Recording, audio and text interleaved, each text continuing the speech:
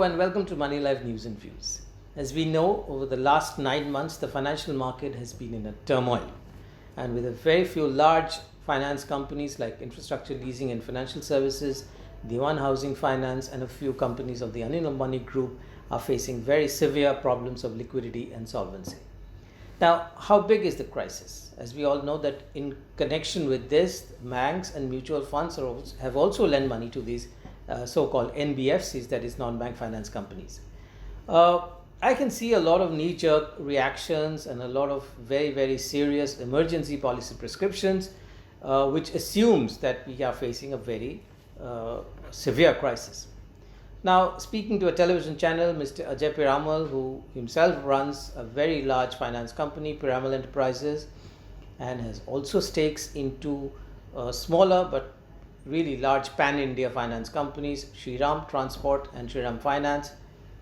For example, listen to what Ajay Piramal has said. Now, Mr. Piramal runs Piramal Enterprises, which is a very large finance company, and he also has stakes in two other companies, also very large, Shriram Transport Finance and Shriram City Union Finance. Now, he suggests that the problem is so severe that RBI should open a special window of funds that can be lent to NBFCs. And in fact, he goes on to say that the RBI should take the first loss of, let's say, 10%.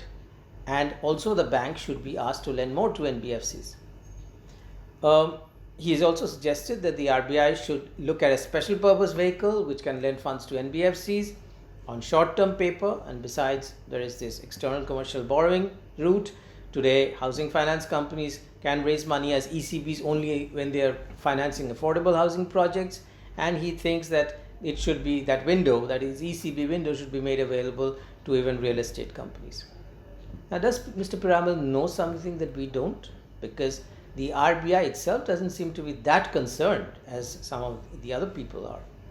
Now, to ask the RBI take a 10% loss for lending money to crooked managements, that seems a little extreme. So far, the RBI has kept a distance, and I think it is the correct approach, because I think there isn't a very major crisis, not yet. The second thing we know is that this crisis is not ravaging the entire finance sector. Not all NBFCs are in trouble. In fact, that is a situation that we saw in the late 80s and 90s. And in those periods, dozens of leasing and finance companies, many of them run by very small fly-by-night operators, they went belly up. Now, over the years, the regulations of NBFCs have changed, have vastly improved. The quality of corporate managements which run these companies have become much better and better. And that is why we have a situation in only 3 NBFCs that we are talking about. In all 3 cases, the debacle is an outcome of overambitious management trying to boost capital, loan book, and their profits by hook or by crook. So it's not really a crisis affecting the entire sector. There was a time when finance companies were small and all very similar, doing very similar type of business, which is retail financing, leasing, and so on. Now, there are large segments which have come up, which is retail financing, housing finance, lending to real estate, project finance, and so on and so forth, even though all of them claim to do everything. Now, notice that many finance companies are doing just fine. They're totally unaffected.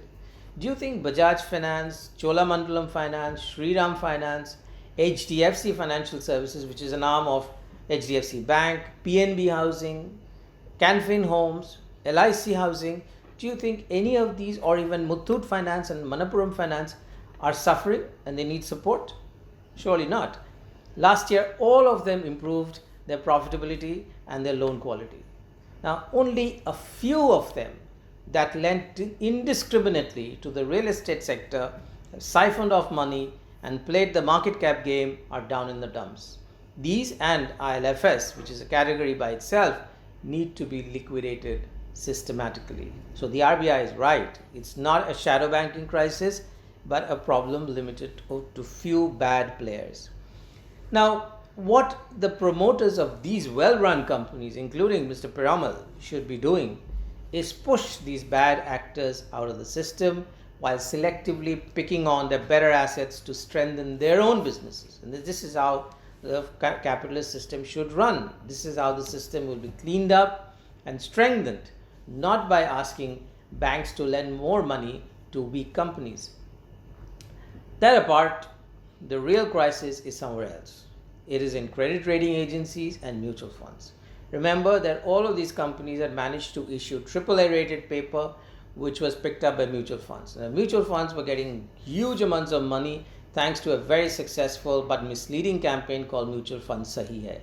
When they got the money, the quality of standards, the investment standards declined, and they bought all kinds of bad paper, and they even became lenders directly to these NBFCs, almost as if they are like banks and they're supposed to buy securities, that is a paper, but they became lenders to the promoters, private finance companies of promoters, which is extremely a wrong thing to do.